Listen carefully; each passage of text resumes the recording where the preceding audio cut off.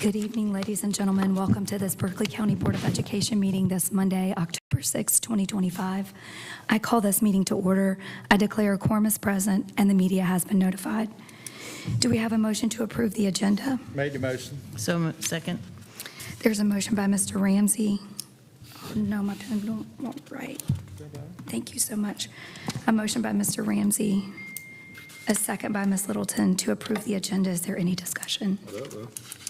None, I'll call the question. All in favor, please respond by saying aye. Aye. Opposed, nay. The ayes have it, 9-0. I'll now entertain a motion to approve the minutes from the board meeting on September 15th, 2025. Made the motion. Second. Motion by Ramsey, second by Baker. Any discussion? Hearing none, we'll call the question. All in favor, please respond by saying aye. Aye. Opposed, nay. The ayes have it, 9-0. I'll now entertain a motion to enter into executive session. Made the motion. Second. There's a motion by Mr. Ramsey, a second by Ms. Davenport. The stated purpose of executive session is discussion of employment contracts and appointment of administrators, 2 attendance appeals, and 1 expulsion appeal. Any further discussion? Hearing none, we'll call the question. All in favor, please respond by saying aye. Aye. Opposed, nay. The ayes have it, 9-0. We are in executive session.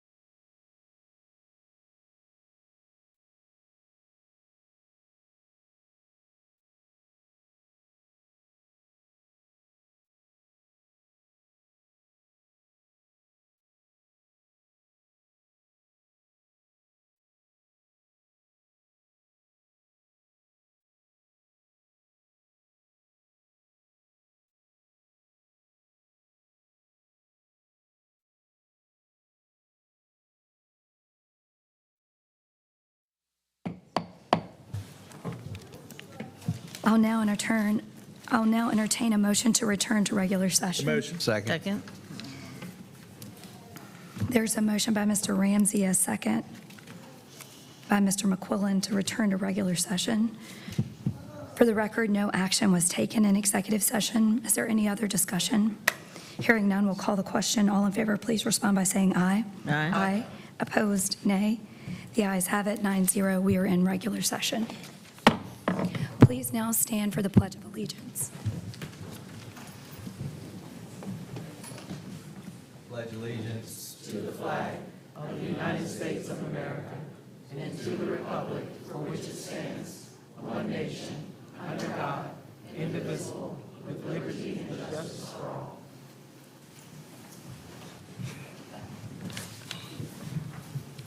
Next on the agenda is the superintendent's report. Dr. Dixon, you're recognized.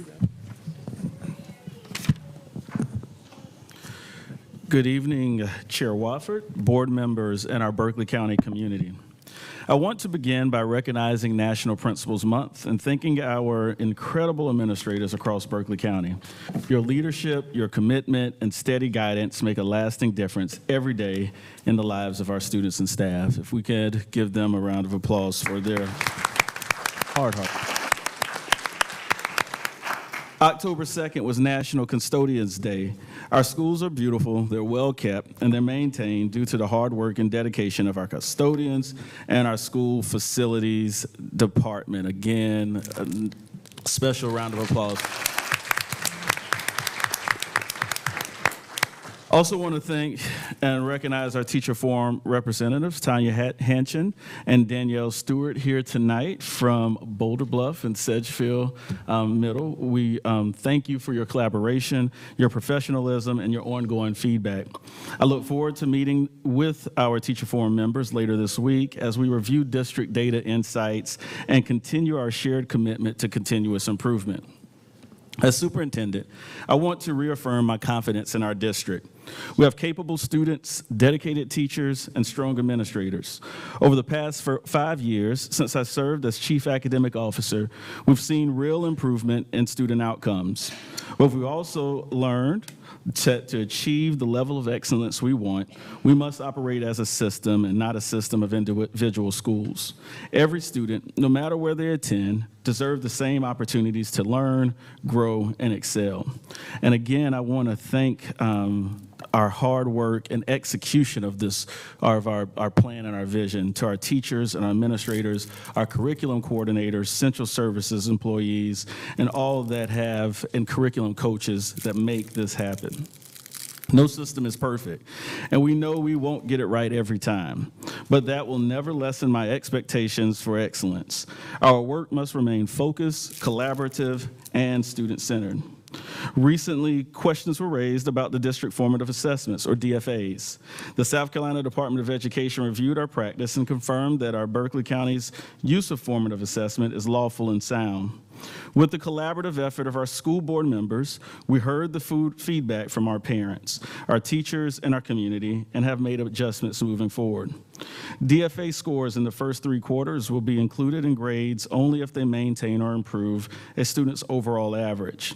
In the 4th quarter, they will be included for all students, but always alongside other assessments and with opportunities for review, retakes, support, and growth.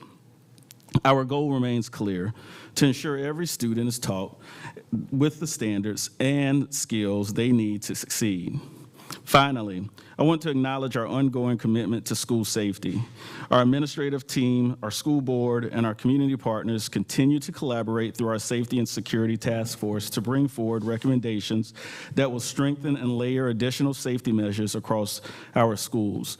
Just last week, we have continued to engage with our private security team so we can look and review our schools to see what else in addition that we need to do, and to continue to strengthen our partnerships with our local municipal agencies. That's Montgomery Police, Berkeley County Police, Hanahan, Berkeley County Sheriff's, Hanahan Police, Goose Creek Police Department, and all to ensure that we have safety as our first and main priority. In closing, I remain confident in the direction of our district. We are capable. Our students are capable. Our students are no less than any student across the Low Country. We are resilient, and we are united in our commitment to excellence. Together, we will continue to build and continue building a stronger system that prepares every Berkeley County student for success. That concludes my superintendent updates. Thank you. Thank you, Dr. Dixon. Next on the agenda is 5A, citizen comments, and I've asked Ms. Davenport to read the rules for us tonight. In order to conduct the meeting in an orderly and efficient manner, we ask that you honor the following guidelines.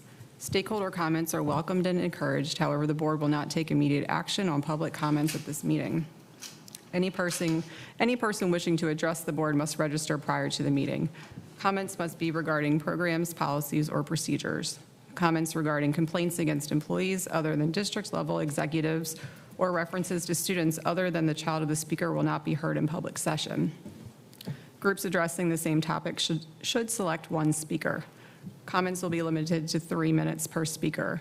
The board chair reserves the right to allot additional time or to halt public comments that do not adhere to these guidelines. Thank you, Ms. Davenport. The first speaker is Renee Green, draw requirements versus student ability. Thrown after Dr. Dixon's little statement, so give me a second here. I would mostly like to address standardized testing in general and what we know about it and why it doesn't work, why it has been proven to fail since the 1840s. That's how far back it goes. Also, every nation beating us in education doesn't do standardized testing. That's not rocket science. You can figure that out. So it began in the 1840s. We know a few things aside from the ongoing controversy regarding it.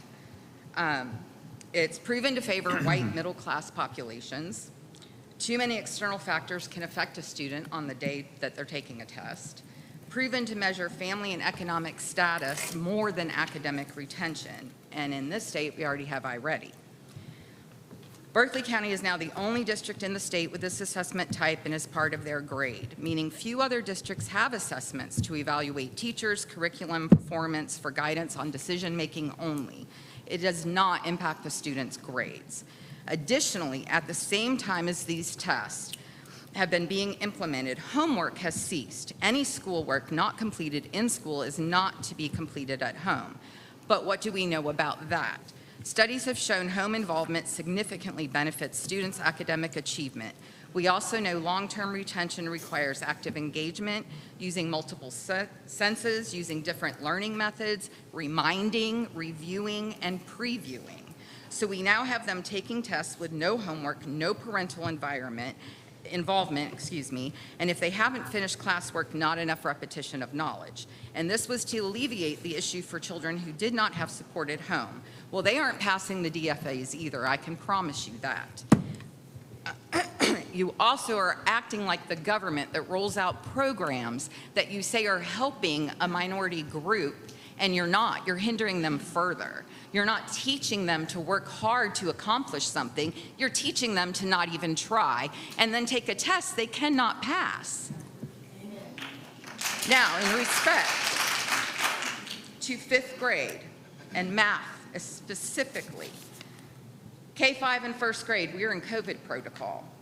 2nd grade and 3rd grade, we had a teacher shortage and long-term subs who did not communicate with parents, and students were pushed through the system.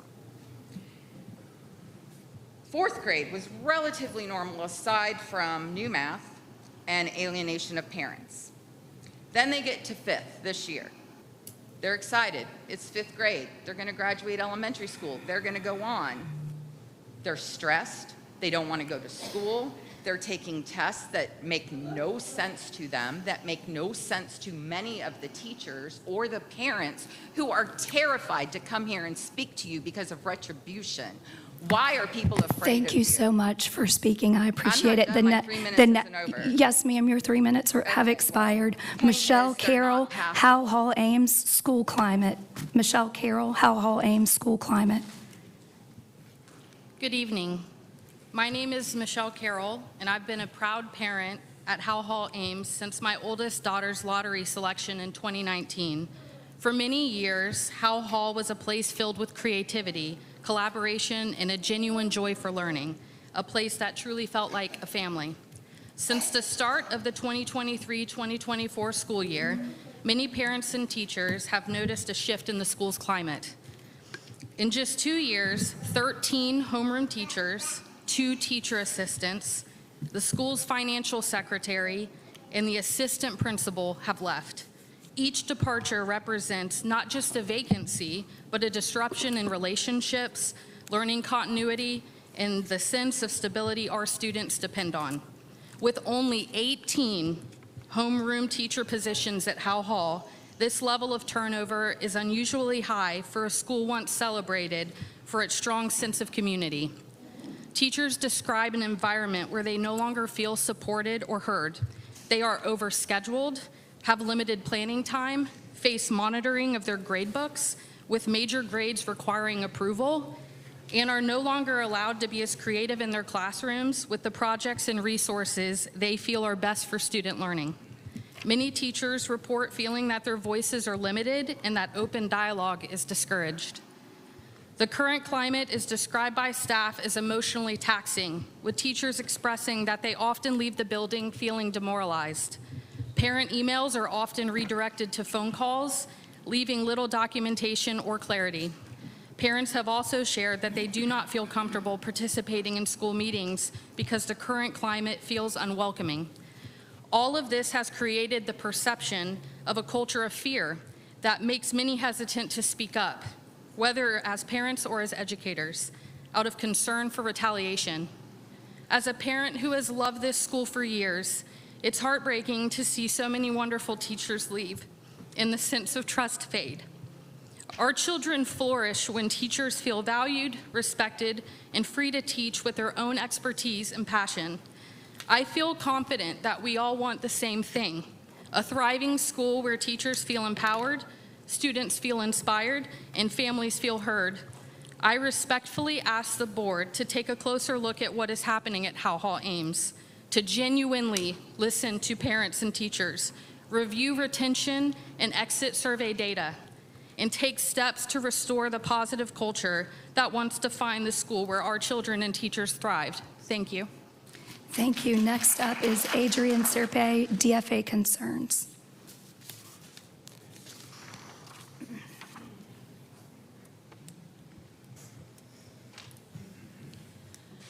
Hello. Thank you for hearing us out today. Things that my son said before his last round of DFAs last week. I'm stupid. I'm an idiot.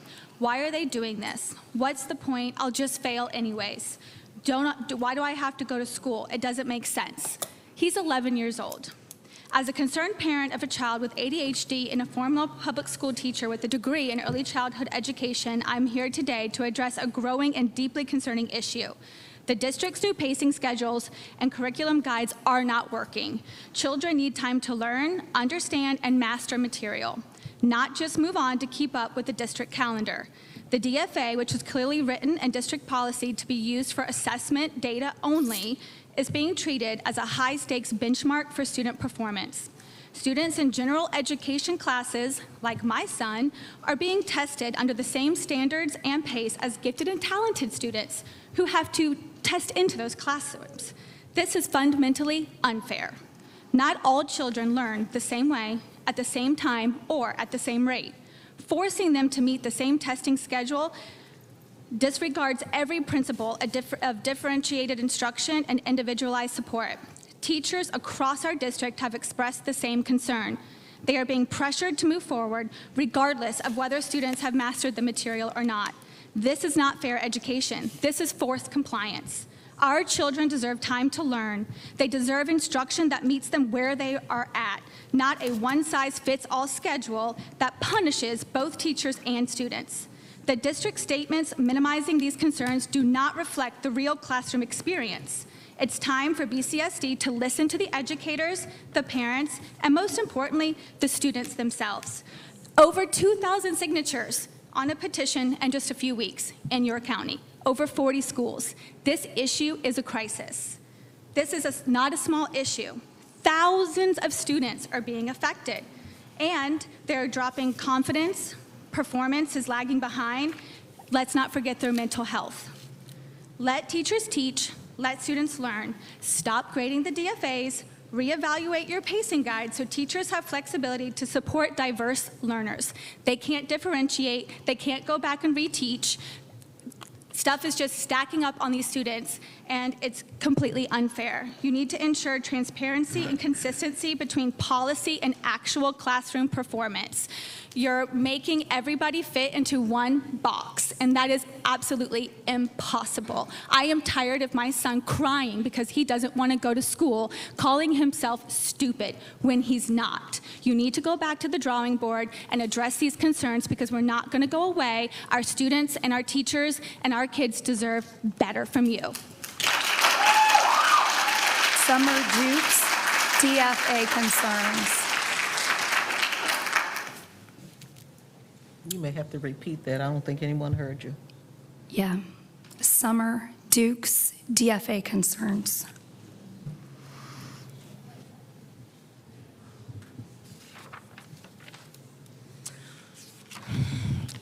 Hi, my name is Summer Dukes. I have an 8th grade GT student who came home crying hysterically because he made a 50 on a test. Wasn't a test, it was one of these DFAs. The very next day, he took the teacher's unit test, got a 90. Make that make sense. If these aren't formative assessments, then what are they? Ironic that a formative statute was created, then the district starts formative assessments, yet y'all claim that's not the reason? Counting these as grades when all info has not been taught is simply ludicrous. Your district assessment plan even states classroom formative assessments are non-graded. Also ironic that every other county is doing these in accordance with the statute, yet they're not counting them as grades, citing it's illegal to do so. But Berkeley County seems to think it's okay to do this to our children. They aren't unit tests, again, because the teachers are still issuing their own unit test. This affects so many different facets. You have the non-GTs, but mine's GTs, 8th grade. This year counts as high school. He wants to be valedictorian. Not gonna do so when you're getting 50s. Affects Beta Club, sports, college applications, scholarships. Teachers are scared to speak, as I've talked to hundreds of them who don't agree with these DFAs, as you just have them teaching to the test. Let them do their job. My GT child who makes straight A's should never be made to feel stupid. Our kids are not your guinea pigs, and I have legal counsel now ready to file litigation. I am done. I am done with you treating my children like a guinea pig. They're not stupid.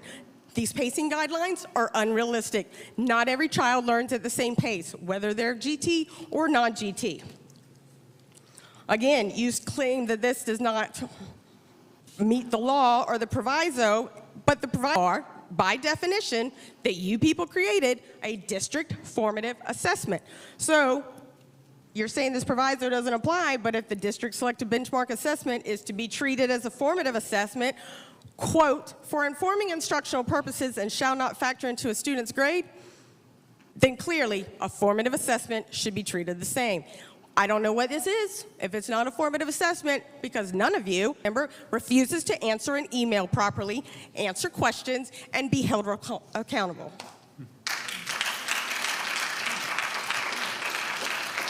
The next speaker is Kathleen Lowe, teachers as the instructor of record and teacher of retention. I'm sorry, teacher retention. Let me do that again. Kathleen Lowe, teachers as the instructor of record and teacher retention. Welcome, Ms. Lowe. Good evening. I'm Kathleen Lowe. I'm the Berkeley County Education Association president, and tonight I'm talking for our members, many of which are teachers. Teachers in the district are caught in a paradox, one this district has created itself. The person on the class roll is the instructor of record, the teacher responsible for teaching, grading, and determining student performance. This is not just a formality, it carries legal and ethical responsibility.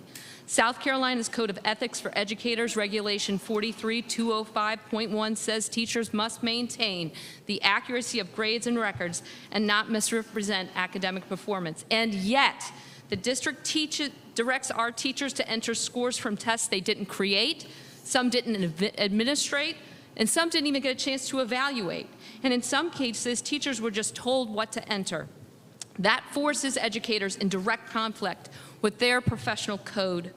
Our schools have become factories. Listen to what they're saying, sweatshops, where we're just testing, and students are treated like they're just producing data, and we are reduced to foremen, just pushing, managing all of this instead of shaping real learning.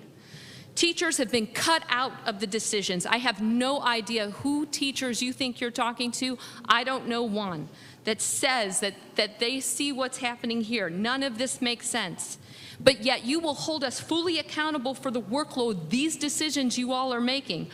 Retakes, redo, revamps, no input, no planning, no time. The pacing guidelines have done nothing to do with real classroom pacing. Teachers are faced with a cruel choice. Plow ahead to please the district or slow down to meet the students where they are. Are you a bad teacher for slowing down or a bad employee for refusing to rush? This constant conflict and lack of professional autonomy is why Berkeley County struggles to retain teachers. Over 30 of your schools have accelerating rates of turnover over the past 3 years. That's real data from Department of Education. Good educators leave because they are not trusted, respected, and they're not empowered to do their jobs correctly. When teachers burn out, students lose stability, the district performance will then suffer.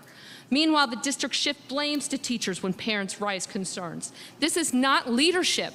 This is vandalism of our profession in education.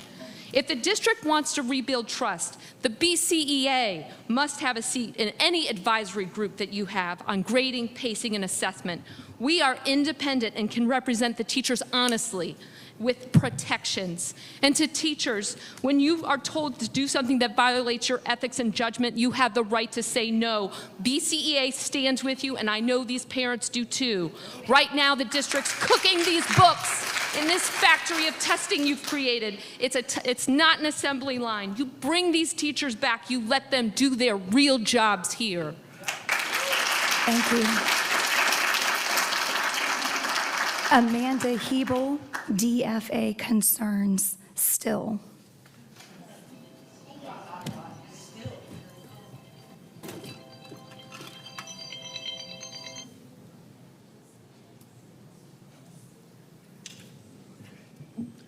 Good evening. There are very few things in life that give me the ick, but I've felt it several times recently, and I'll eventually cover all of them at these meetings before the year is over. Let me begin with the recent DFA debacle. This is supposed to look like something new the district is doing, but it's not. It's just the rebranded unit assessments that coaches and coordinators created years ago, correlated with the new standards. They were a disaster then, as they are now. What I find interesting is that the email came out after a parent went to the news, which I'm sure was a last resort, or at least maybe it would have been less likely if someone from the district had sent an email, like at the beginning of the school year. So even though the email was appreciated, I'm curious to know if, one, the content was even thought about before the beginning of the school year.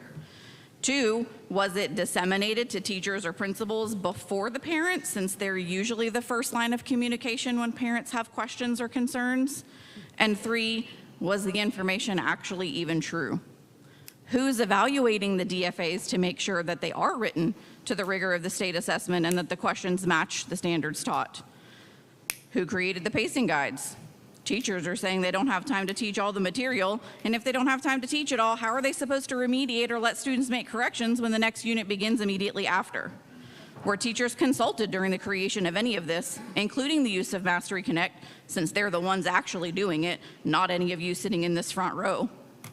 As a teacher, instead of just printing off the assessment to give to students, now they administer them in Mastery Connect, which will mark an answer incorrectly if it's not typed exactly like the answer key. And then can teachers go back and give credit for things that were typed incorrectly or maybe just misspelled? And then if a parent asks, they have to go in, print them off, mark the answers the student responded, which is very time consuming, unless something drastic has changed about Mastery Connect when I used it 7 years ago. Then, no offense to Katie Tanner, the response was to put the blame back on the teachers, that they may be moving faster than the parents and students can handle. Seriously, whose fault is that? The teachers didn't create the pacing, and best practice doesn't say to keep moving on when majority of our class fails an assessment. And then to lie and say that you're going to adjust when teachers were told that no feedback would be taken until May. How is that adjusting and getting better? My solutions. 1, include the teachers, especially if you want their support, because right now you don't have it and you're getting ready to push a lot more of them into the arms of DD2 and CCSD. 2, maybe start a little slower with DFAs just in 3rd grade and then up a grade level. 3, don't expect instruction to begin on day 1 of school, especially in elementary. That's very unrealistic. 4, figure out this communication issue. Things are not clear from school to school, and teachers are pissed about getting information 15 minutes before parents on a Friday evening, which impacts them the most. Thank you so much, Ms. Heapel. The next speaker is Kayleen Johnson, expulsion.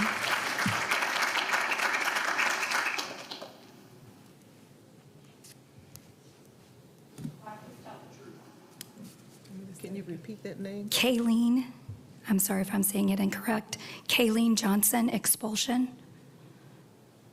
Okay. 1, 2, ready, go. Paige Brown, DFAs.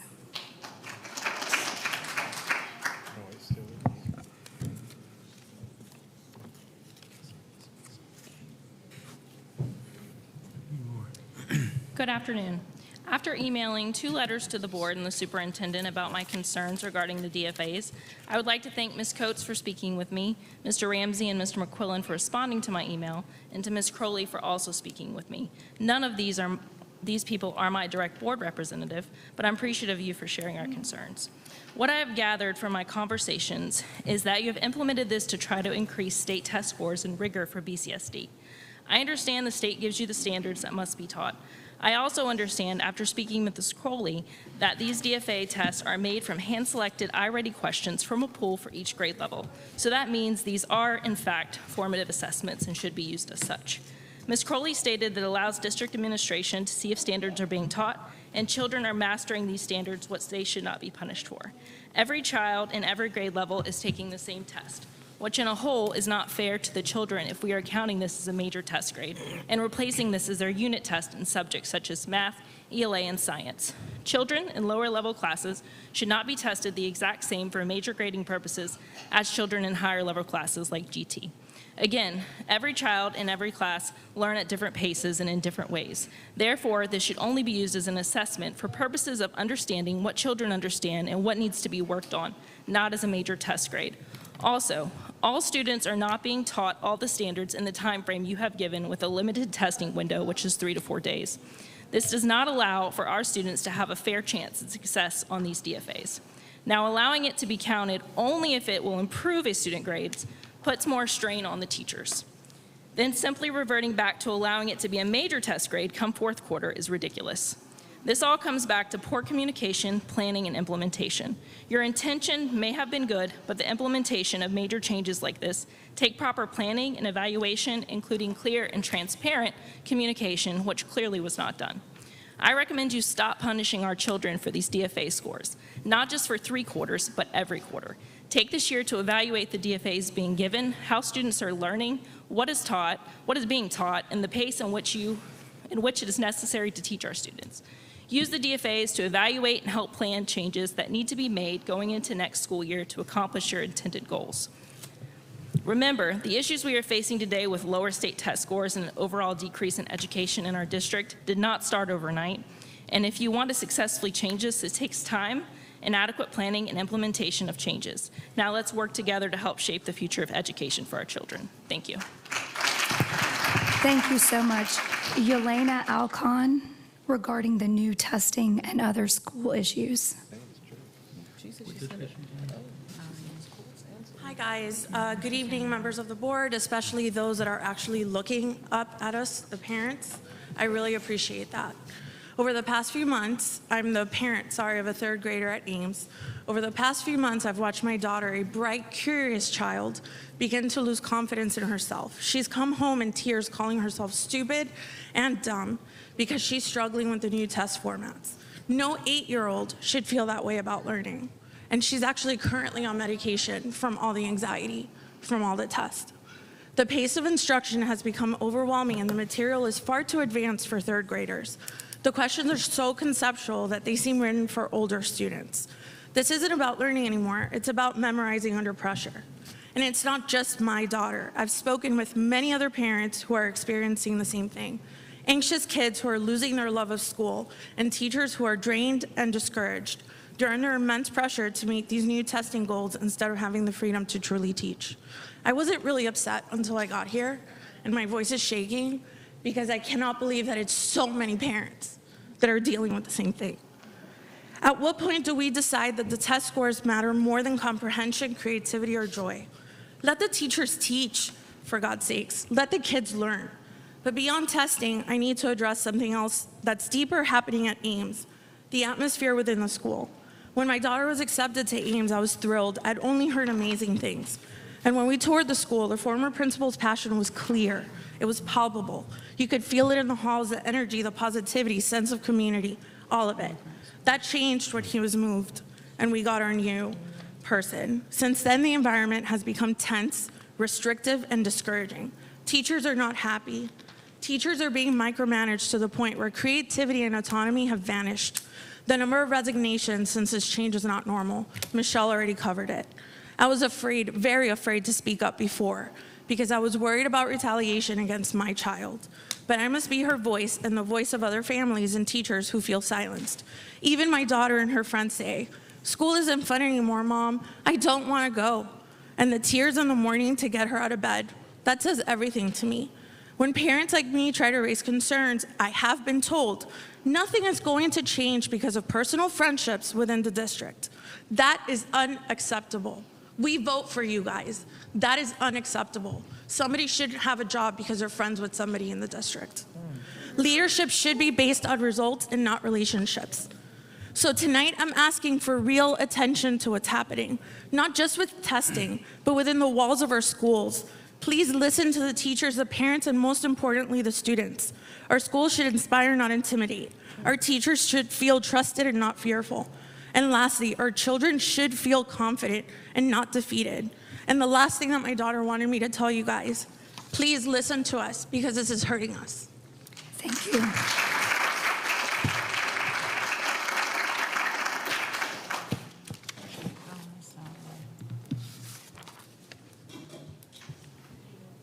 Next are attendance lines and student assignments. Ms. Diane Triggers, you're recognized.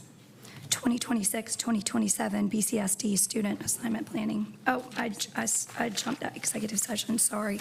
I'm sorry, Ms. Diane. We need to do the student attendance appeals. So I'll hear a motion for student number 1. Madam Chairwoman, in the matter of student number 1, I move that we deny the appeal. Second. There's a motion by Mr. McQuillan, a second by Ms. Davenport to deny the appeal.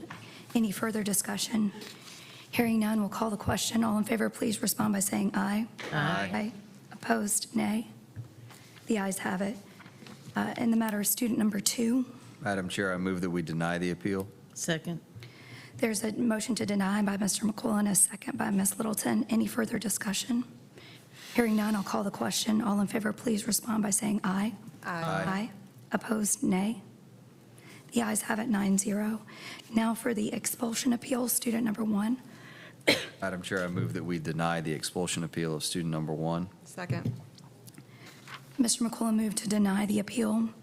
Ms. Davenport seconded. Is there any discussion? All in favor, please respond by saying aye. Aye. Opposed, nay. Nay. The ayes have it, 8-1. One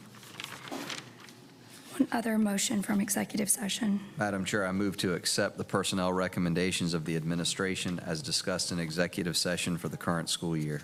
Second. Motion is by McQuillan, a second by Ms. Littleton. Any further discussion? All in favor, please respond by saying aye. Aye. Opposed, nay. The ayes have it, 9-0.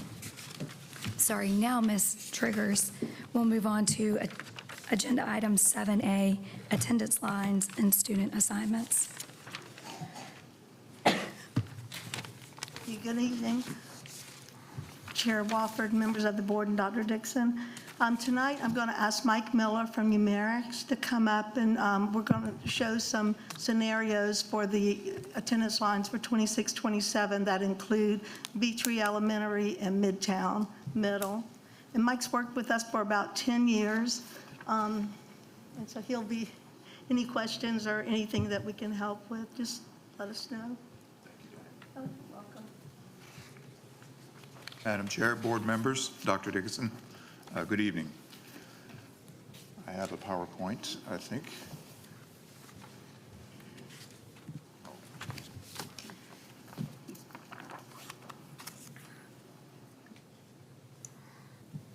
This is already set up.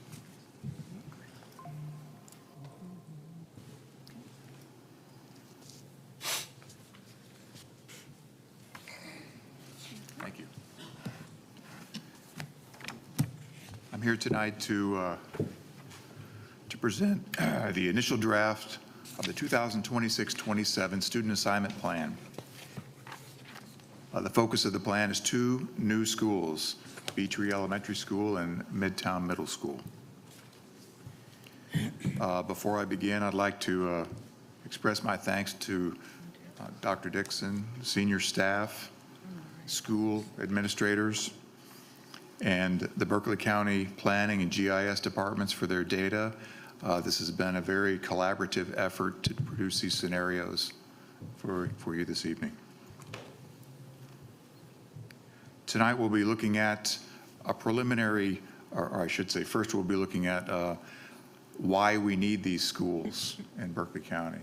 The growth, as we all are aware, is continuing. The trends are fairly solid from when I started working here.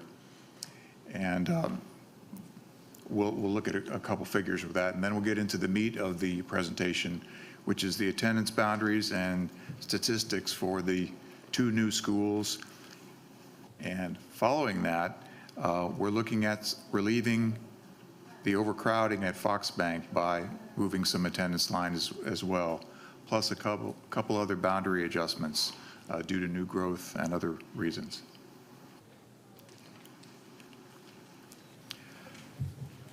Growth in Berkeley County School District from 2019 to 20 to 24-25, your average is about 400 or a little more than 1% K-12 students per year, and that's including a pandemic loss of 371 back in 2020-21. So very strong growth across the district. In addition to that, we're seeing an increasing trend in Berkeley County resident live births, which is one of the foundation factors that we use for figuring out about how many kindergartners we're going to have in 5 years. You're increasing at a rate of about 51 or almost 2% per year from 2015 to 23. And every year, Numerics does a forecast, school by school 10-year forecast. And the data that we have from the current year, which I believe was September 16th, is right on target with the forecast last year. So we're looking at a pretty good picture of what we think is going to happen. This is a graph of what we think that the growth is going to do. Excuse me, my throat is not here tonight. Over the next 10 years, the blue is historic data. Those are actual numbers, K-12 numbers. And the red are the forecasted numbers over the next 10 years for K-12 membership across the district. The actual day 26 K-12 ADM was 38,219. The prediction was 38,318, so it's right on track. Now moving to student assignment planning, we have several objectives to talk about this evening.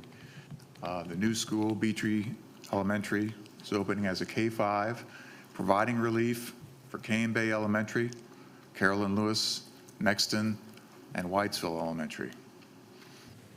A new middle school opening, Midtown Middle School, providing relief for Berkeley Middle School and Cane Bay Middle School. In addition, Fox Bank Elementary is currently experiencing crowding. We expect it to continue. So there are some scenarios that will address that and a few other adjustments as I spoke of. To zoom in a little bit on the current crowding situation among some of our schools, these are the ones that are heavily impacted by this student assignment plan and the 2 new schools. The range utilization, by the way, for the audience, utilization is simply the number of students divided by how many seats the school has, a design capacity. For this particular table, mobile classrooms are not included. You can see on the far right column for Cane Bay Elementary, capacity, design capacity, calculated capacity is 917. And it's looking at a day 26 membership of almost 1,500, which equates to a utilization of 162%. There are mobile classrooms on the campus, so there are places for the kids to sit, but they're not in permanent seats. Second is Foxbank is at 131%, according to our latest 25-26 data. Whitesville is at 114, and Nexton is at 110% utilization. For middle schools, the pressure is not as intense across the district for our middle schools. But Berkeley is currently looking at about 98% capacity. Cane Bay is at 93%. And I included Sangaree Middle School here because it is impacted by some of these scenarios. Currently less than 50%. So we're going to try to build that up a little bit with this plan.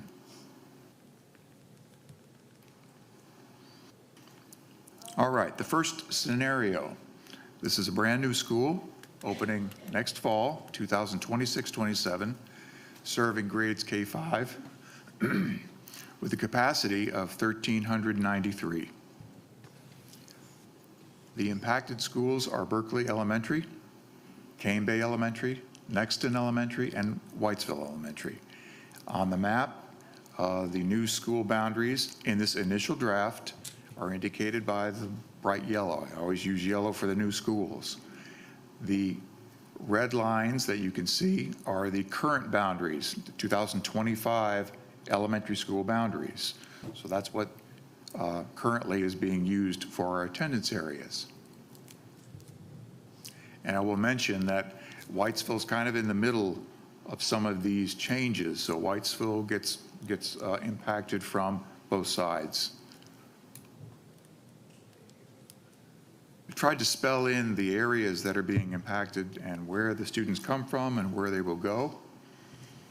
I think it's self-explanatory, but we'll walk through each one, starting up at the top.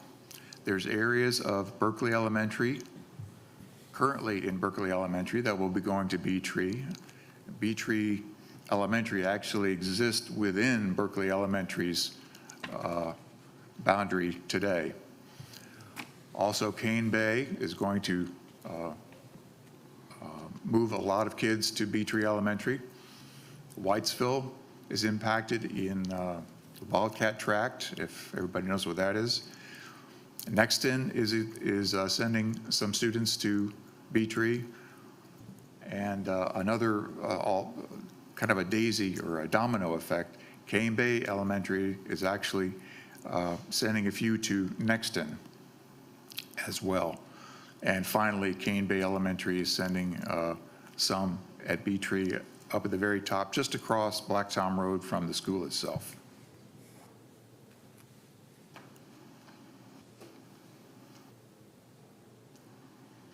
This is a connected map, so it's part of the same scenario, but I wanted to zoom in a little bit on some of the other schools, specifically College Park and Sangaree. So the impacted schools here, these are still elementary levels that we're talking about, are Carolyn Lewis, College Park Elementary, Nexton Elementary, and Sangaree Elementary and Intermediate. There's a small area currently assigned to Carolyn Lewis. This initial draft proposes that would be moved to Sangaree Elementary and Intermediate. There's another small area right on 17A, currently assigned to Carolyn Lewis. This initial draft proposes that moves back to College Park Elementary School. I will mention that of all the schools in the district, the data right now, Carolyn Lewis is the fastest growing one. It's growing very quickly. It's on track. We knew it was going to grow fast, but it is meeting those expectations.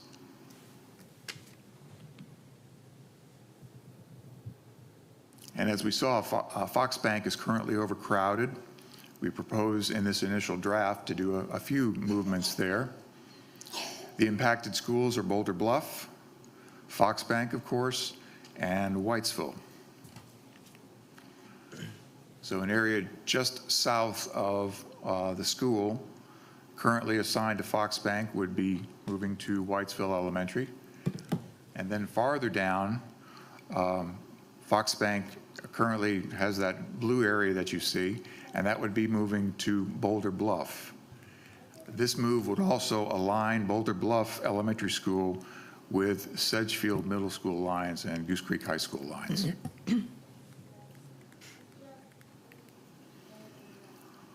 Since these all are kind of connected, each piece kind of touches another one, especially through Whitesville. All the data is given in one single chart here. Some board members may recognize this from years past, but I'll explain it for the audience and for other board members. As you move from left to right on this, this is an estimate based on our forecast, which has been aligned with the 2025 numbers that we just received. This is an estimate of how many kids we think will be there when the school opens in 26-27. And then looking at it 2 years later in 28-29. I think it's important for the community to understand that this is not we try to make these not Band-Aids or quick fixes. We look at a 10-year forecast and try to find out where we need to address the growth that we know is coming in the county and move the schools so that we don't have to do this as often. So there is a lot of effort, and this is not a year-long project. This is a multi-year-long project that we started several years ago when we knew Carolyn Lewis was going to open. So moving from left to right on this table, the name of the school with its current base, what grades are being served, the calculated capacity. Many of these schools have mobile units. If you look at Cane Bay, for example, Cane Bay's calculated capacity is 917, but it has mobiles on its campus, raising the capacity with mobiles to 1667. The next two columns are the pre-K counts and the, in this case, K-5 counts. Carolyn Lewis is K-8, but the rest of them are K-5 from this year. Along with the utilization with and without mobiles. And you can see there Cane Bay is looking at 162%, and with mobiles it's 89%. Fox Bank, as we mentioned, is 131%. With mobiles, it's still over its capacity at 107%. So one of probably the biggest driver of all these scenarios as we do them through the years is to balance utilization. There's two primary components. It's current crowding. How do we address current crowding, such as Fox Bank? And anticipated growth. There are areas in Nexton, there's areas in Cane Bay, Carnes Crossroads that are continuing to grow. So we try to look ahead to manage and accommodate that growth that we know is going to show up year after year. So in 2026, you will see the calculated membership along with the utilization and the utilization with mobiles.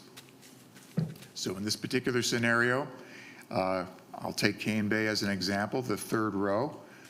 We predict that it would be about 1,114 kids, that's including pre-K, which still leaves it at 121% of calculated capacity, but they have mobiles it brings that capacity down to 67%, possibly opening those mobiles for use elsewhere.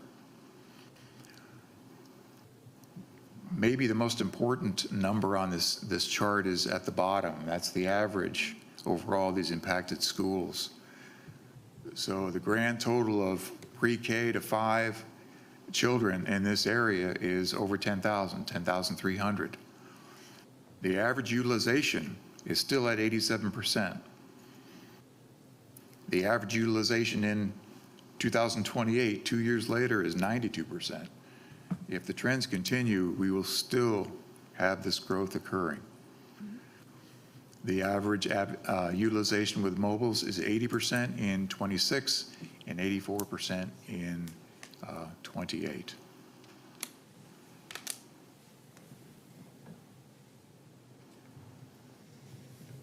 Now moving to middle schools.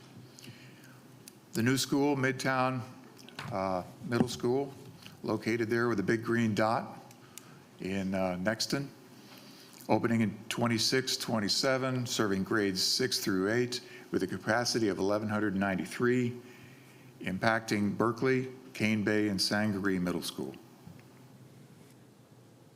So a large portion of Cane Bay Middle School currently is going to be going to Midtown Middle School in this initial draft. Pieces of Berkeley Middle School, including the Wildcat Tract again, which is still growing, would be going to Midtown. And Midtown actually exists in an area that is currently going to Sangaree.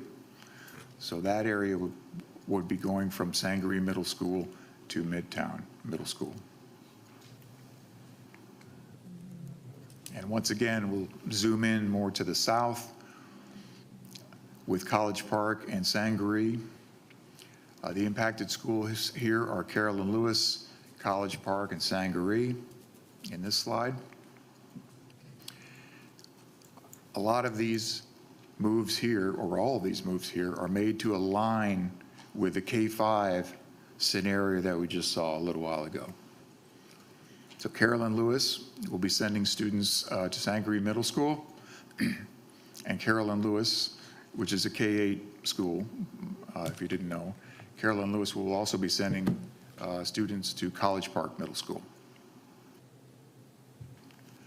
And once again, the calculated, or the estimated, I should say, membership and utilization for 26-27, we do not have the kind of pressure district-wide for middle schools that we do for elementary schools. However, in this particular area, with that growth and with stronger and stronger K-5 cohorts moving through, that's going to change.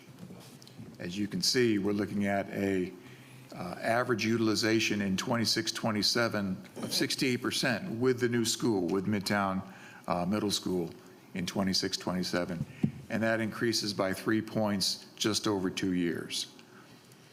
So those elementary kids got to go somewhere, and this is where they're going to end up. So there are 2 adjustments that this initial draft will propose. The first has to do with Carolina Groves subdivision.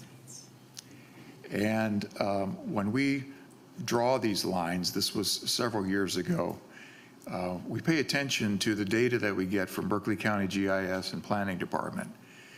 They give us preliminary plans for subdivisions, and we draw the lines anticipating where those subdivisions are going to stretch.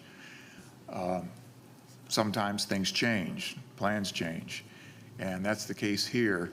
So we have a portion of Carolina Groves that actually extends across 2 different elementary school boundaries. The blue here is Monk's Corner, the salmon color is Whitesville, and the bright green is Berkeley. So in this particular slide, Monk's Corner and Whitesville are being impacted. The proposed move is to take the subdivision and send it entirely to Monk's Corner Elementary School. This is the second adjustment, and this was, apparently there's some transportation inefficiencies here, so we're trying to build that back into our bus route model.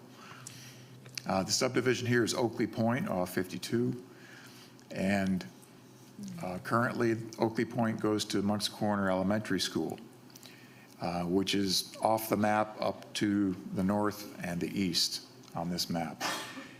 The proposed move from this initial draft will send Moncks Corner to Whitesville Elementary, and you can see Whitesville Elementary up there in the corner of the map. Those numbers are already configured in the data tables that we just saw. And there we go, short and concise. I understand that there have been dates discussed for these next steps. Can I ask you a question before you move on? How do the middle school lines line up with the high schools? Is there a full feeder pattern, or are there middle schools that are split? There are still middle schools that are split. And thank you for the question. It reminds me to say that no high school lines were moved in this initial draft. High school lines do not change here. There is a lot of cleanup, but not all. So a kid could go to Bee Tree, Cane Bay Middle, and potentially come back to Berkeley High School in this current scenario. I have some data that I can answer that question. So they could go Bee Tree to Midtown to Cane Bay, Bee Tree to Midtown to Berkeley. Yeah. And then you have Cane Bay that can go to Cane Bay and like there's a lot of middle school splits. So in this proposed Can you plan, address that as well? Especially with our programs with athletics and band, how are we, if we have two high schools for one middle school, I think that's definitely something, I support Sally there.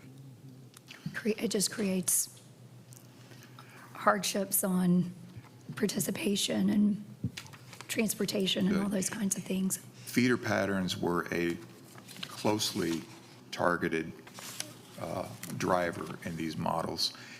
The issue that you sometimes run into is, once again, the number of seats.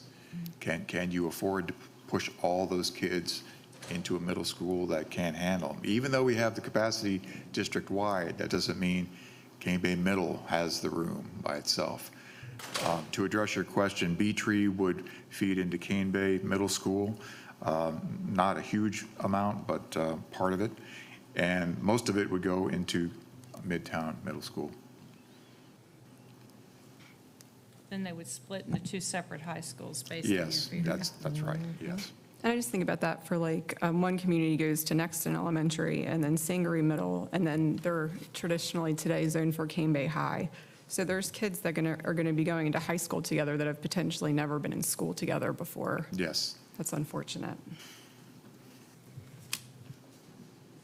So maybe, let me ask this another way. I know when you did your configurations a few years ago, there were some unavoidable splits in how kids were doing. How much of that's mitigated by this? We're not asking you to solve it, but did you exacerbate it, mitigate it, or leave it the same? It's better than it was, and the reason I can't give you a definitive answer is, here's the numbers. There are 32 what I call catchments today. A catchment is an area on the map where all the kids go to the same schools. I'm looking. Okay? There are 34 in the proposed plan. So when you add 2 new schools, that's going to increase the number of catchments. But this, we tried to minimize that as much as possible, and now we just have 34. Okay. Madam Chair, may I ask a question? Of course. So, just from a standpoint, there's 2 things before our next presentation, and I think it probably has to come from the district, but our student population at the 26-day count is actually less than it was at the 7-day count, and both of those numbers are less than they were at the end of 24-25. Is that an anomaly? Are you still expecting the growth? My take on the growth was the 26th, or the September 16th, was 26th day, yeah, was a larger number. 26 is 38,219. I'm looking Yeah. at the one published on August 12th, and it was 38,650. Okay. They're not a lot, but is that anomalies, or is there a flattening? It could happen for a number of reasons. I don't know exactly the accounting system. When we like to draw the line is day 45. We were lucky to get the numbers this time. I think last time when we did this for Carolyn Lewis, we didn't have that data. So I'm thankful to have whatever we have. As you know, this year, several elementary schools and middle school pairs shifted grade configurations that went from K4 to K5. Yes. And so it was good for me to be able to see how those kinds of changes affected the data. And I just curiously kind of tweaked everything to make sure that it's aligned as best we can with the data that we have. And thank you for all of this. I think there's community engagements and some other board actions. I'm still struggling with the wide variations of capacities. Could you add a square footage line on your graphs? Something that calibrates how we're getting this capacity, because Cane Bay has a capacity that is 300 students less than Whitesville, but we have no context as to why that number exists. Right. I'll ask my contacts in the district if we can do something like that. Yeah. Thank you. I can tell you that it is not purely a square footage thing. No, I mean, but there's got to be some baseline we start from. Right now, we're just starting from numbers, and give me the best baseline you think we could get to understand why there's a variation. Programs. Yeah, very quickly, programs. Yeah, it's the calculated capacity tries to, and correct me, folks, if you have a better answer for this, but tries to accommodate for the different programs and teacher spaces and things like that are being used. Yeah, that's why I'm confused, because we're talking all the same grade level of schools. I don't know why there's such a flux in programming and all of that would affect capacity to this degree. That's where I'm struggling. Fair enough. Thank you. I would also venture to say we didn't build the same school. That's been a So newer. if we could get some baseline on why this school has this number, and I really hope it's not because we have such a wide variation of program offerings in our elementary schools. I would hope we'd be more consistent. I know that there are other issues, but I'm not qualified to talk those numbers. Also, I think when he considers programs, not necessarily like activities, but programs into what types of like special ed classroom offer, that program, like what types of rooms they take up. Some schools may have more Head Start and CERDEP programs than others, so that could also be a variation. And those are great baselines to start from, but right now I'm looking at 6 elementary schools with a spread of 300 kids capacity. Correct. I get we don't build the same buildings, but certainly hope our programs are not so varied that it spreads that capacity that wide. Copy. Thank you. So, Thank you, Madam Chair. a couple of things I'd like to look at. So Cane Bay Elementary Schools still over capacity next year. So 1,114, and then that's 121%. For design capacity, yes, sir. Then Fox Bank is still, I still think there's some shifting there that could probably happen. I know some people may not like it, but Monk's Corner Elementary is at 70%. So I think it's make everybody happy if we could, shift some kids up there. Fox Bank presents some challenges. The developments are very dense immediately around the school. And we did look at that. There are some other issues that, or some other scenarios, I'll say, that we can consider. There's some transportation issues with those. So we kind of got it in as close as we thought we could for this scenario, for this initial draft.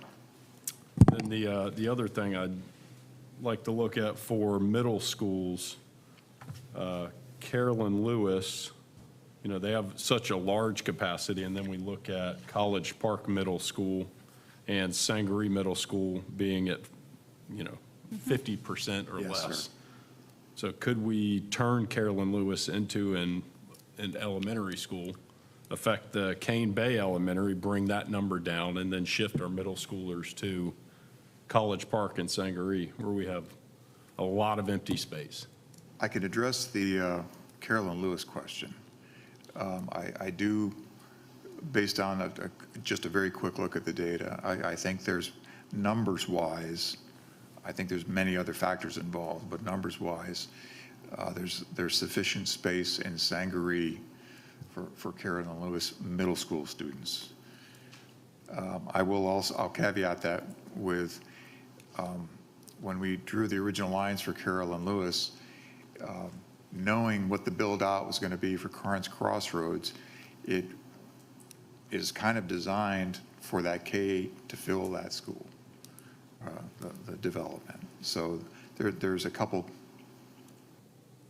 contingencies going on there. But as far as Carolyn Lewis and Sangaree Middle School, the numbers seem to fit from a very quick I get it. analysis. And I think we've just kind of painted ourselves into a corner where we have so much development out that way, and probably not much ever is going to happen more around College Park and Sangaree. So this is going to be the a forecast perpetual problem. confirms for that, us. by the way, yes.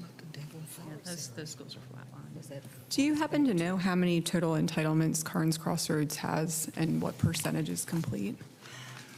Not off the top of my head. Okay, No, I'm thank sorry. you. So next steps, I don't know who is running this process from the administrative side. Is it you, Katie? Like community meetings, draft presentations? I'm sorry, Ms. Tanner. So based on how many schools are impacted, we're going to have to pretty much use the whole month of October, Mondays, Tuesdays, and Thursdays to host community meetings in impacted schools as best we can.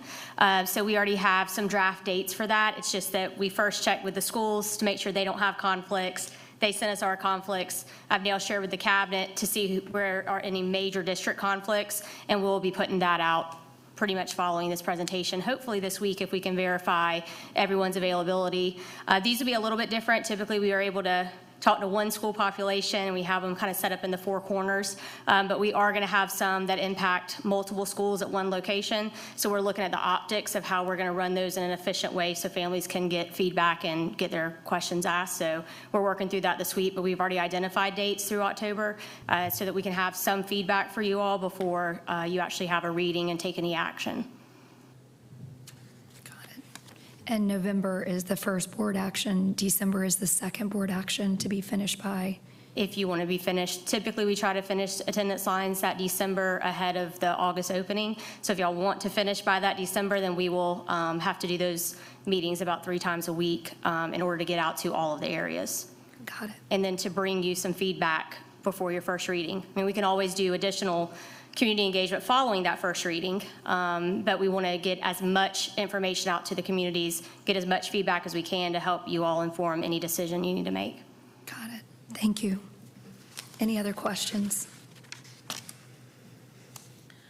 I'm a little confused as to why we're moving people out of Sangaree Middle School and then moving other kids into Sangaree Middle School when it's only at 50% of the capacity. Well, one reason is Midtown is located inside of Sangaree Middle School current boundary. So that's the big reason for that. And the decision to move children back or into Sangaree Middle School was we took a look at its utilization and what can we do to help Sangaree while at the same time trying to relieve some of the middle school congestion in that area. So it's kind of two different answers there, but Midtown is sitting square in the middle of the Sangaree district right now. So keeping everybody who's at Sangaree and also moving them into Sangaree isn't a possibility? You would have families living next to Midtown Middle School that would be going to Sangaree Middle School. Like right by my house, there would be people with a middle school in their community leaving to go to Sangaree Middle School. I don't think the community would like that experience. But I kind of agree. I mean, Yeah, so you're talking about the Carnes kids or the Nexton kids? Next to kids, yes, they're next to kids. Okay.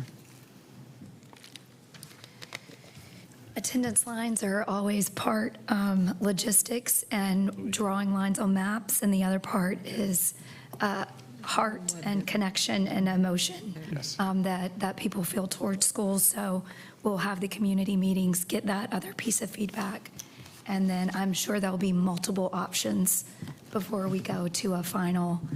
Normally, we bring at least 2 options for the board to decide on, sometimes 3. Sometimes people get wild and propose changes on the fly, so we'll see how it turns out. Thank you very much. Thank you very much. We're now going to, temporary committee assignments are unnecessary, so we'll just move on to, because everyone's here, we'll move on to the committee meetings. Academics and Innovation is first. I'm calling the Committee on Academics and Innovation to order. I declare there's a quorum of committee members present, and note the media has been given proper notice pursuant to the Freedom of Information Act. Do we have a motion to approve the agenda? So moved. Second? We have a motion and a second. Any discussion? All in favor, say aye. Aye. Against, nay. Passes 3-0. The first agenda item is the Head Start Budget Expenditure Report for August 2025, Head Start Credit Report for August 2025, and prospective new hires. The pleasure of the committee. Move to approve. Second. We have a motion and a second. Any discussion? I have a question. I keep asking about the prospective new hires, and I've been told that the Head Start program doesn't do that. Human Resources does. How many have we hired for Head Start? Haven't hired anyone for Head Start?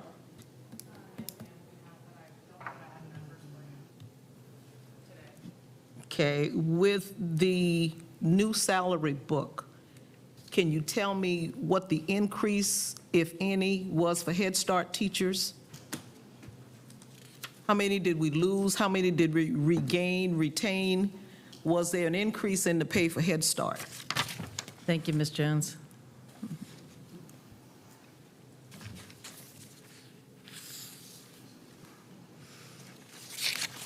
Good evening. For this current school year, there was not an increase for Head Start staff. The federal government did not give a cost of living adjustment. So, and I think Dr. Dixon told me we don't do it, the district doesn't, we rely heavily on them to do that? That is correct. Right, that's what I'm clarifying, yeah, okay. So that's one of the main reasons, no. Is that a reason we don't have, well, okay, just drop it, never mind. Because I don't know how many we have, how many we lost, and whether pay was a reason that we lost. I know there were several. When staff leave, they leave for various reasons, and when they do leave, they do fill out a form that goes to Human Resources, and you can check with Human Resources for the reasons that they listed on their form. Okay. Yes, ma'am. Any other questions? Thank you, Ms. Jones. All in favor, say aye. Aye. Motion passes 3-0. The second item is the 2026-2027 and 2027-28 instructional calendars. Ms. Crowley, you're recognized.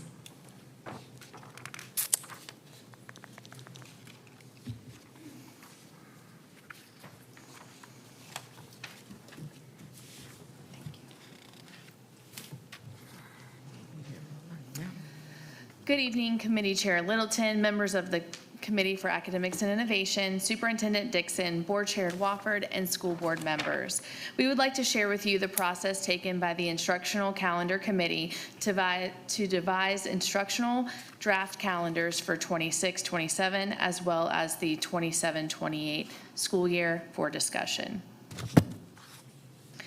The Instructional Calendar Committee was comprised of school principals, assistant principals, teachers to include our teacher forum chair, as well as vice chair, parents, and district staff who met to develop calendars. Based on feedback we've received in the past from our stakeholders, there is a strong desire to continue to align with our instructional calendars with our neighboring counties. The Calendar Committee used state guidelines and previous feedback received as a basis for creating the 2 draft calendars. In preparation for the committee's work, we developed goals and objectives for the upcoming years to include the following: compliance and accountability, student learning and achievement, teacher and staff support, as well as community and family considerations.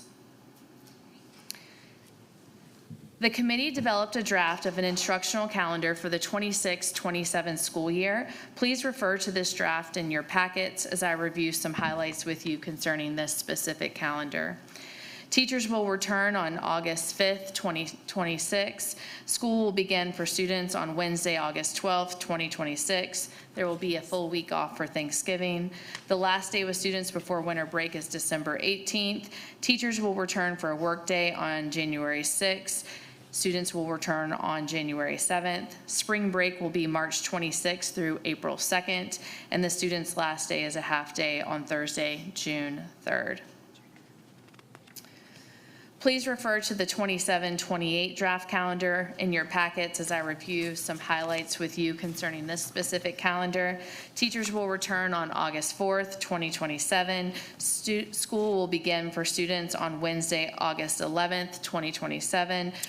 We will continue to have a full week off for Thanksgiving. The last day with students before winter break is December 17th. Teachers will receive a teacher workday returning on January 4th, 2028. Students will return from winter break on Wednesday, January 5th, 2028. Spring break will be April 10th through the 17th, 2028. And students' last day is a half day on Thursday, June 1st, 2028. Following this presentation this evening, we will share the current drafts of the calendar with BCSD guardians and staff members. When distributed, there will be a link for those reviewing the drafts to provide specific feedback. Calendar drafts and accompanying requests for feedback will be distributed by October 10th following your initial review. Results from the feedback process will be shared with the board prior to the October 20th anticipated vote. Move to approve. Second. We have a motion and a second. Any discussion? So when we get that feedback, it's going to be after the next school board meeting. And the school, so this will not go before the full board until after that, in October or in November? Yeah, it'll come back in October, and you'll get it prior to that board meeting on October 20th. All in favor, say aye. Aye. Aye. Against, nay. Passes 3-0. Thank you very much, Ms. Crowley. At this time, I'll entertain a motion to adjourn the committee meeting, and so Finance and Human Resources can meet. So moved. Second. Second. All in favor, say aye. Aye. Aye. Pass 3-0. All yours. I am calling the Committee on Finance and Human Resources to order. I declare there is a quorum of committee members present, and note that the media has been given proper notice pursuant to the Freedom of Information Act. Do we have a motion to approve the agenda? So moved. Second. We have a motion and we have a second. Any discussion? All in favor of this motion respond by saying aye. Aye. All opposed, the motion is approved 3-0. The first agenda item is out-of-state travel. Ms. Aberson, you are recognized. Thank you, Committee Chairman Ramsey, Board Chair Wofford, Dr. Dixon, and board members. Tonight, we're requesting approval of the out-of-state travel as presented. Mr. Chair, I move to approve out-of-state travel as presented by the administration. Second. We have a motion and we have a second. Any discussion? May I ask a question? Go ahead, Cindy. When I just took the ranges, when someone didn't put in the amount and put the middle instead of the range, because of the way this is an Excel configured, it raised that by like $60,000. And so if it said 3 to 5, it didn't calculate as a formula because the summation didn't know whether to add the 3 to 5, so I just put in 4,000. If it said 2 to 4, I put in 3,000.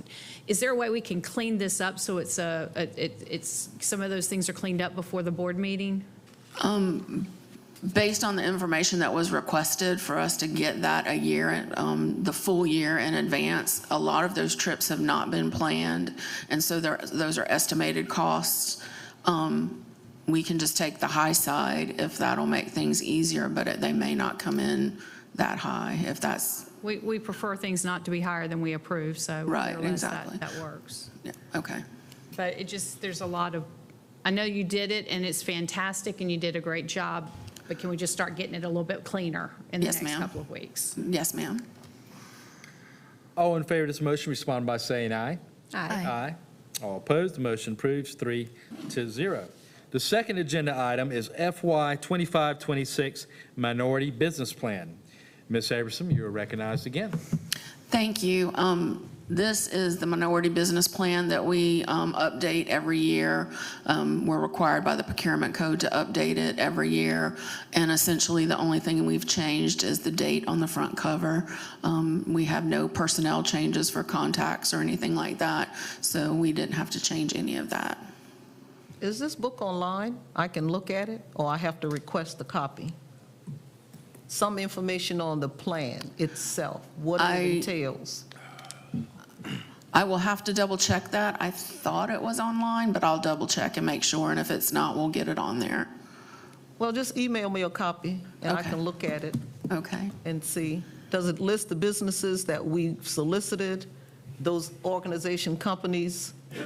No, ma'am, that's part of the semi-annual procurement reports that you get, and we provide those lists during the actual report. businesses that we do business with and those that are that we have in our vendor database that are qualified minority business vendors. We only take the ones that are certified by the state of South Carolina, so they have to have that certificate number from the Governor's Office of Small Business Administration. Okay, Mhm. all right. And that list is online, the that's Small what I Business thought. Administration, that full list is online. Okay. What is the pleasure of the committee? Mr. Chair, I move to approve the fiscal year 25-26 minority business plan as presented. Second. We have a motion, we have a second. Any more discussion? All those in favor respond by saying aye. Aye. Aye. All opposed, motion approved 3-0. Thank you, Ms. Aberson. Thank you. The third agenda item is 2025-26 salary book. Ms. Amy Fulmer, you are recognized. All right. Good evening, Committee Chair Ramsey, Board Chair Wofford, Superintendent, and committee members. The salary book is being presented again. The administration is asking for approval for the revisions of the Berkeley County salary book as presented. Mr. Chair, I move to approve the 2025-2026 salary book as presented. Second. We have a motion, we have a second. Any discussion? I would just like to thank the administration for taking another look at that and making some of those adjustments. All in favor of this motion, respond by saying aye. Aye. Aye. All opposed, motion is approved 3-0. The fourth agenda item is policy JICDA-R, Student Behavior Code Revision. Ms. Fulmer, you are recognized. Thank you. This policy is being brought back for information only. The administrative rule is where the change is.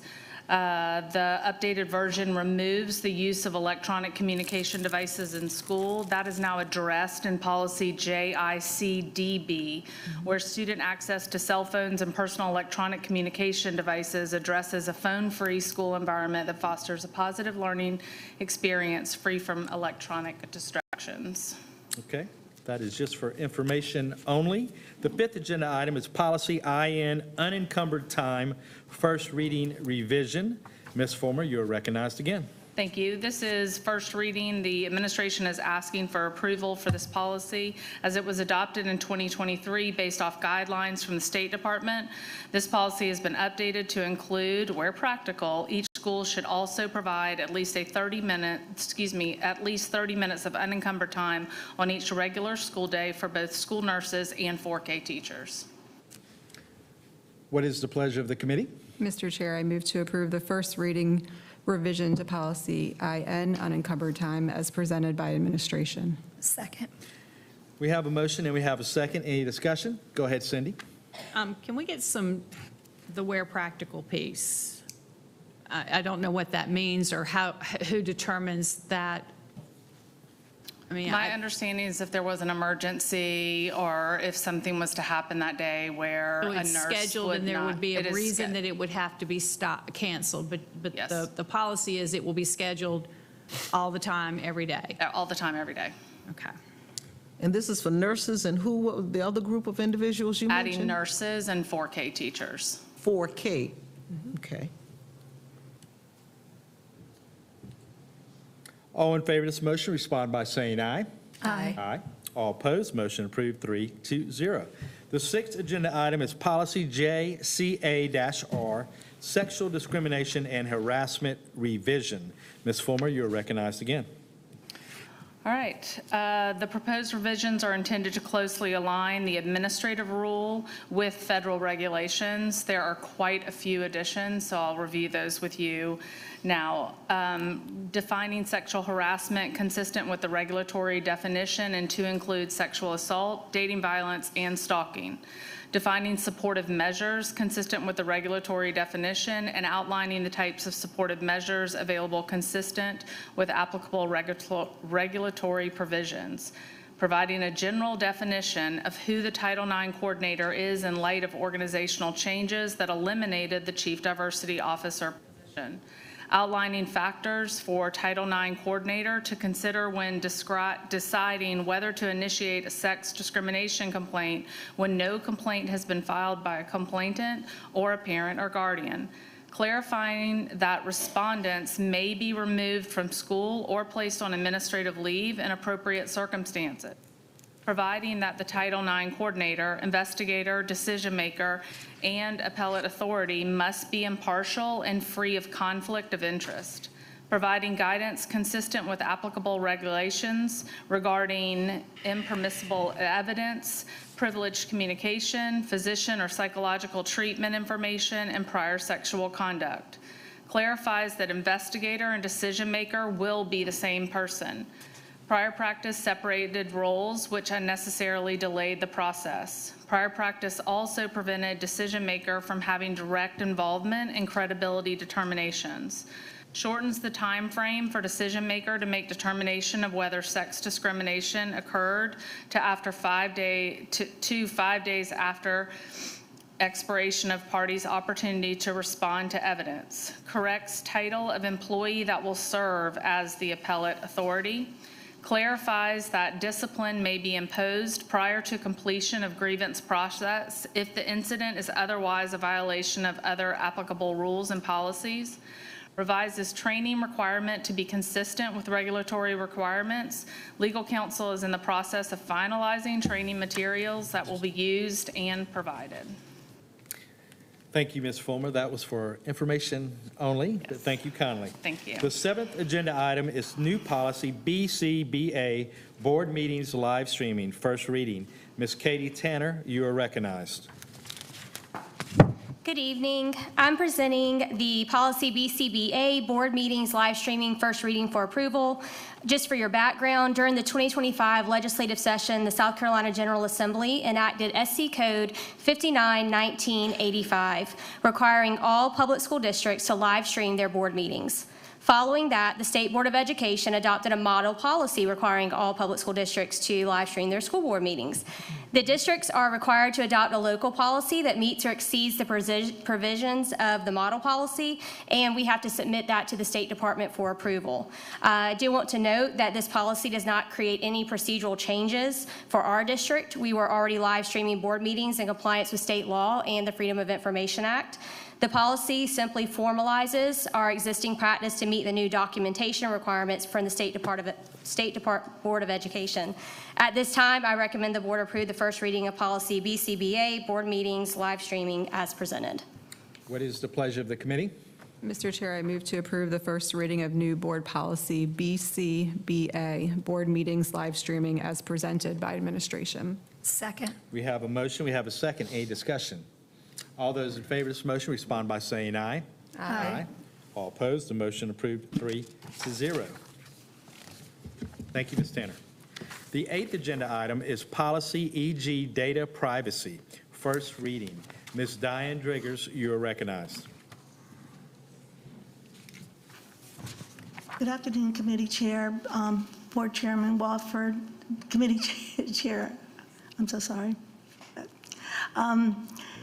and members of the board and Dr. Dixon. Tonight, I'm bringing to you our data privacy policy. This is a policy that controls and kind of monitors the way that we handle personal identifiable information, and that we try to handle it within the district securely. And we're working on the administrative rule to go with it, but I would ask that y'all approve the data privacy policy, the first reading. What is the pleasure of the committee? Mr. Chair, I move to approve the first reading of policy ED, data privacy as presented by administration. Second. We have a motion, we have a second. Any discussion? All those in favor of the motion respond by saying aye. Aye. This motion approves 3-0. Thank you, Ms. Driggers. At this time, I'll entertain a motion to adjourn the meeting so that a capital planning committee meeting can begin. So moved. Second. We have a motion, we have a second. All in favor of the motion respond by saying aye. Aye. Aye. We are now ended. I'm calling the Committee on Capital Planning to order. I declare there's a quorum of committee members present, and note that the media has been given proper notice pursuant to the Freedom of Information Act. Do we have a motion to approve the agenda? Second. And then a second. Any discussion? All are in favor of this motion, respond by saying aye. Aye. All opposed, nay. It's approved 3-0. First agenda item is the penny tax project update. Dr. Whitley, you're recognized.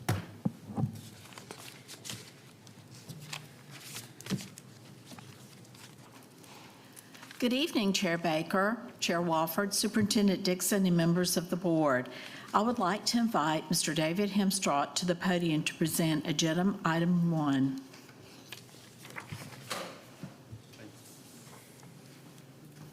Good evening, Board Chair Baker, Committee Chair Baker, Board Chair Wofford, Board Member Superintendent Dixon.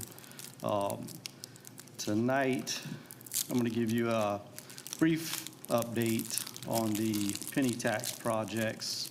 Keep it short and simple. The first one we've got is Midtown Middle School. I'm going to stick to the milestones we've met and ones we're going to meet in the next couple months. Since this picture was taken, the roof panels should be complete.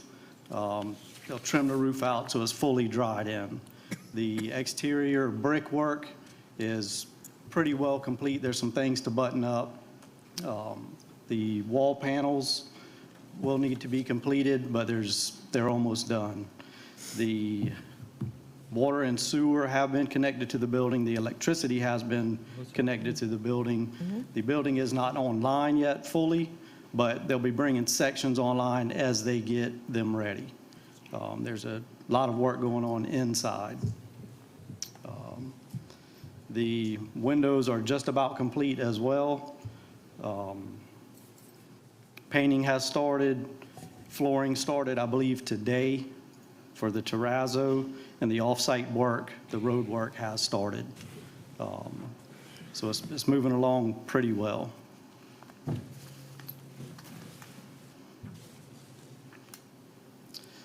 So the next one is Bee Tree Elementary School, and it's roughly at the same finish schedule.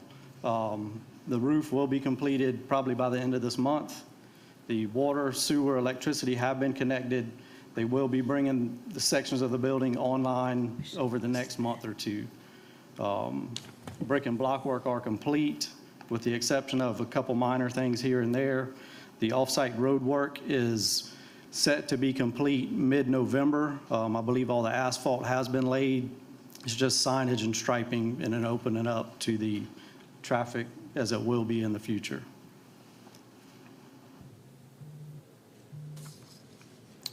Next, we've got Hanahan Middle School. It's not too far behind the other schools. I'd say in the next month and a half to 2 months, we'll have the exterior buttoned up. Got temporary power in the building. The sewer is connected. I believe they're working on water. Probably this month we'll have water connected. Windows are just about complete, but it's not too far behind the other two.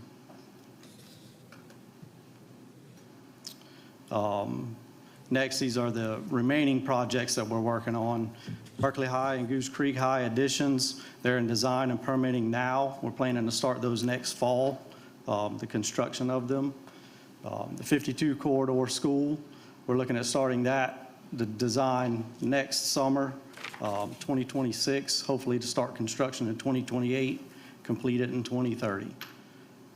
Cane Bay High School addition is tracking along with that. To start design in the fall of 2026, construction in 2028, and wrap it up in 2030. This is just an athletic upgrade update. The Berkeley High press box is complete. The Philip Simmons High bleacher expansion is complete.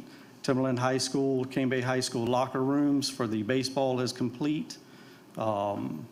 Timberland High School baseball restroom trailer, we've ordered one for them. That'll be in probably early December. The Cross High School track, we should finish that around mid-November. The softball restrooms, we do have those. So once softball season gets here, we'll be able to take that out there. Is it a permanent established, permanent restroom? No, ma'am. Portable. It's portable. There's no water or sewer out there to tap into. I believe it was a couple thousand feet to get water there, and I think it was a little over 1,000 feet to the sewer. So it's very, very costly to get that over there. But it can be done. It should be done. For a fee, yes, ma'am. It has to be done. So Hanahan and Stratford turf fields, they're in design and permitting now. We're hoping to start those in the spring as long as we get the permits in time. Timberland High School track, we just started design on that. Hoping to get the permit spring and get that done before football season. Goose Creek High locker rooms, we're working on with a designer now to get some cost estimates and get that designed, and hoping to start that in the summer of 2027. Cane Bay High weight room expansion, we'll probably engage a designer this spring and start gearing up for the summer of 2027 on that. That's pretty much a rundown on all of the penny tax projects that were on the list. Can I ask a question? Yeah, please. I don't know if it's fair to ask you, so if it's not, I'm sorry, but for Midtown Middle, have there been any concrete traffic light plans as far as where the buses and cars will come in? Has that been discussed? For Midtown? For Midtown? Yes, ma'am. We've got, on the plans, there's designated bus entrance and parent entrance and drop-off. Do you know if we will have lights working before the school opens? Have traffic lights? Traffic signals? Yes, I know that's not our responsibility, but it does impact us. That's what I was going to say. That's not our responsibility. The road work will be complete, and I believe the county is working to install those soon after we complete our portion. I can check in with them. Thank And you. probably even staying in contact with the county and over there with Danny Thrower can help us with SCDOT greatly, because sadly, all the lights in the roads come after the construction. Yep. That's just the nature of the order of it, even though it never makes sense. but I think Danny Thrower with Berkeley County Government can facilitate that as Yes, sir. quickly as possible. I know they're aware of it, and they know we're working. I'm to just get saying, when them that to work. time gets go, Yeah, if you need me to give them a call or you give them a call, just they can, okay, they can give us the best chance. that'll work. All right. Thank you. Sorry. So just, Tired now, but you're ready. I don't think I think we've heard this, and I apologize, I may not have noticed this, but I am toggling the Midtown and the B-Tree drone shots. Those are identical building configurations. It's the prototype school. So, which, going back to these conversations about capacity, Berkeley Middle School has 400 student more capacity than this school. Is there a way we could increase the building size of this building if we needed to increase capacity? Because I'm just seeing a lot Yes, of ma'am. halls without a lot of There, fill-in. there's alternates that can be added on to all of these buildings. Okay. That's how we design them. Yeah, because again, I'm uncomfortable that we have like a 400 student swing in middle schools in capacity. Thank you. So this the two wings that go between, so then you'd have 4 shooting out the back? No, Or just so close in one of these things. It goes off of I'll go all the way one of the back. wings that are there. It's, we'll come off of that, and there's 2 alternates that'll stack on each other. Yeah. So the information we were presented tonight with the school capacity and the fact that these are buildings that were thought of back then, why isn't that, the question she's asking about the increase in capacity wasn't thought of then, so that it would have been a larger school? Was it budget constraints? Why is Yes, it we're ma'am. not forward thinking about the numbers? Because she wasn't here to ask the question. Is that what it is? that's what it Girl, you was. better come on back. Just Because saying. those numbers make sense. We're doing Berkeley High, yes, we're enlarging some of our schools now, in particular Berkeley, because of capacity. Those numbers were known back 5-10 years ago. Yes, So ma'am. why is it that we're still not increasing the size of the building now for then? Budget. I apologize. Sir, Budget? budget? Yes, ma'am. I want to build everything we can. I mean, that's what I do. That's what Money, he will capital use it for does. so- construction, he promises. But I think with the wings that we have on some of the B-Tree as well as Midtown, there is the ability to increase the size already without a change order to increase the cost, if we do forward thinking now. No, there would be a change order. There'd be a substantial change order. Yes, ma'am. But if we think about it now, Mr. Baker, then. They apply a for cost then, per huh? square, they apply a cost per square foot, I got that. But we're paying it now. but they're not building vertically. So Okay. the site's there for them to expand. I think Fox Bank has, Yep. in the original design, Fine. included an alternate. Carolyn Carolyn Lewis. Lewis did. But I'd Most rather of them buy a do. Cadillac now, okay? Yeah, we couldn't afford a Versus- Cadillac. Yeah, the taxes. Well, we got an F-150 and they're working fine. Versus a so. Lexus later. We need to think about increasing the size, Sorry, I paying know the you money now so that we won't have that. We're going to pay the money anyway. One way or the other, we're going to pay it now or later. So I'm thinking if the room is there We need more money. I agree with you. now, but it'll be We'll build worth it in the end. gotta We find paid a consultant just a minute ago to tell us we're increasing in size. Look at how many children we're getting. So again, in the next 5 to 7 years, we're looking at adding on to some of those same 2 new schools we just built. And that's an increase in the cost. This was discussed when we built Carolyn Lewis, and the budget did not allow for it. Yeah. The budget is never going to allow for it. Never. It's because we're. But you can't spend money you don't have. That's right. Okay.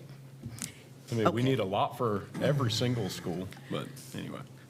Okay. Anybody else? All right. Just, I got one thing. For the turf for the schools, I did some research on that, and I would like to just have a conversation at the end of like safety about students for that. For the safety? Yeah. So we've talked with multiple consultants, brought them in, and the way they design them now is to act like a natural field for safety. I know there's controversy. You can look on the internet and find it either way. You know, they didn't have turf fields when I grew up.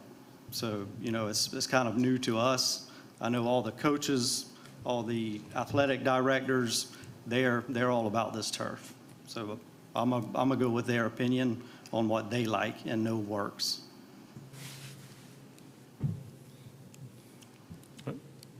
Good. Appreciate it, Mr. Hemstrut. I do Yeah, want that was- to have the Capitol staff stand up. These are the guys Yes, sir. Yeah, on please. site that make these things happen every day, the long hours, working holiday. Yeah, there's a lot going on. Appreciate y'all keeping it moving and I was going to say, thank you for being on time and on budget. That does not always happen. And that's something I didn't say, that all of the projects are on time and on budget. So, I'll clap for that one right there.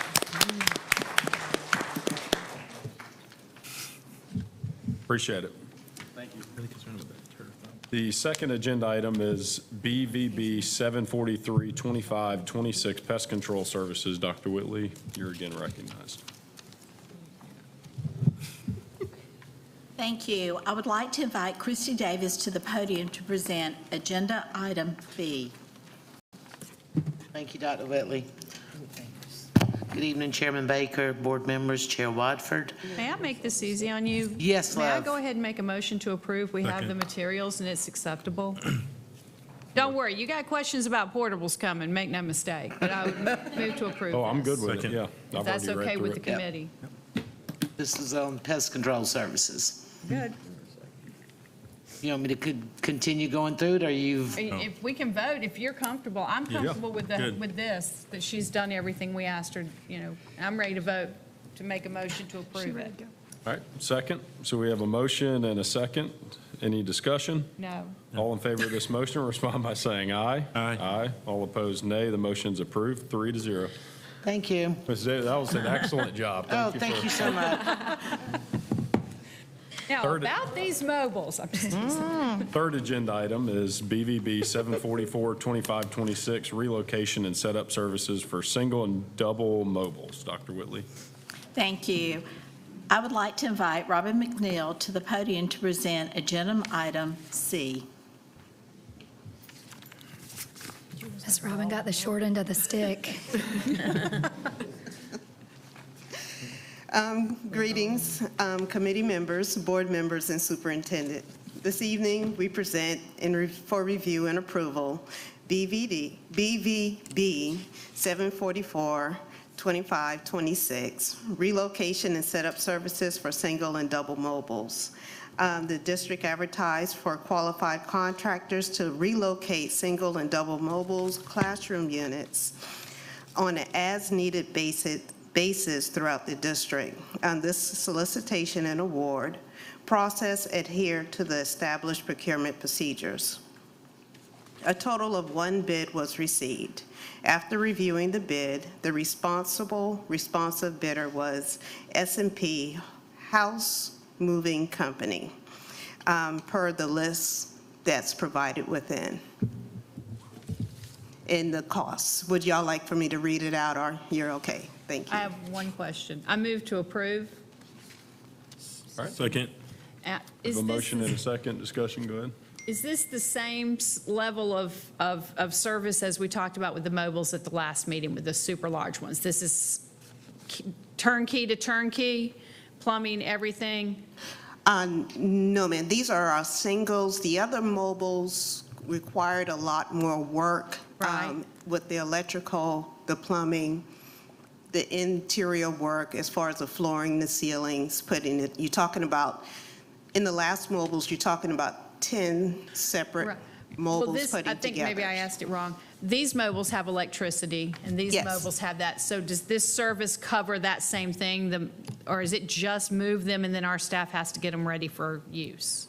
These are just moving, setting them up as far as, the pillars to go on, and then our staff will come in and do the No, we're fine. connections.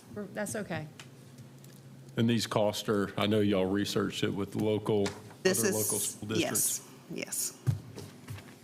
All right, any more discussion? All in favor of this motion, respond by saying aye. Aye. All opposed, nay. The motion's approved, 3-0. At this time, I'll entertain a motion to adjourn. So moved. Second. We have a motion and a second. Any discussion? All in favor of this motion, respond by saying aye. Aye. All opposed, nay. Motion's approved, 3-0. Back to you, Sally. So hopefully I got enough voice to take it to the end. So if you'll pull out of your folder the board meeting dates, once we laid everything out on the calendar, we realized we had back-to-back dates in January. January 26th was back-to-back with February 2nd. So I'm moving to update the calendar to strike the February 2nd meeting and only have one meeting in February, February 17th. But you actually have 3 meetings in March. So it balances out. It's just how the weeks fall. So I moved to update the schedule to remove February 2nd from the current meeting dates. Second. There's a motion by Walford, a second by Davenport. Any questions or discussion? Hearing none, I'll call the question. All in favor, please respond by saying aye. Aye. Opposed, nay. The ayes have it. I'll now entertain a motion to adjourn. So moved. There's a motion by McQuillan, a second by Baker. Any discussion? Hearing none, call the question. All in favor, please respond by saying aye. Aye. Opposed, nay. The ayes have it, 9-0. We are adjourned.